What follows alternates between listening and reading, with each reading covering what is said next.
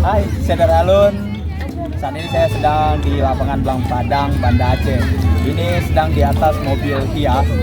Jadi kalau kita jalan-jalan ke Blang Padang saat malam itu, salah satu yang paling menarik itu adalah naik mobil hias seperti ini. Jadi bisa keliling-keliling setengah lapangan dengan tarifnya cuma 20.000 aja. Jadi kalau pun nggak mau naik mobil hias, di Blang Padang masih banyak aktivitas lain. Ada skuter, kuda-kuda, juga ada tempat mewarnai. Selain itu juga bisa ngopi. Di sini banyak tempat-tempat ngopi sama jual jus buah. Ayo kamu ya awak malam nggak tahu kemana, silakan ke Blang Padang. Syederalun, lapangan Blang Padang menjadi magnet bagi warga Banda Aceh. Setiap harinya, ribuan warga tumpah ruah di lapangan yang penuh sejarah tersebut.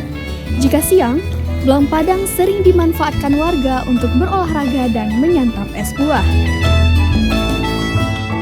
Maka jika malam kondisinya berubah, kerlap-kerip lampu dari mobil hias menjadikan ikon Banda Aceh ini lebih romantis.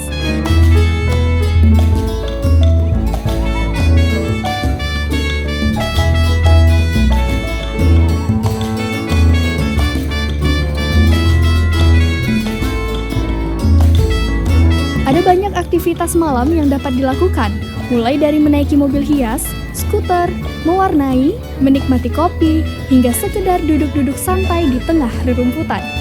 Kenapa berkunjung ke Blang Padang nih? Apa yang menarik dari Blang Padang?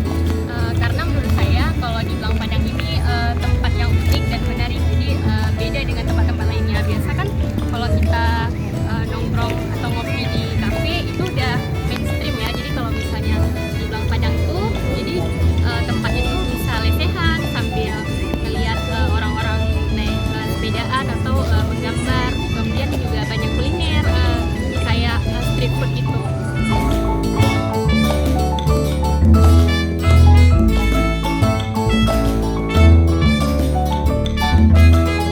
Untuk masuk ke Blang Padang, pengunjung hanya cukup membayar tarif parkir. Yuk menikmati meriahnya nuansa malam di Blang Padang. Dari Banda Aceh, Muhammad Nasir, Serambi On TV.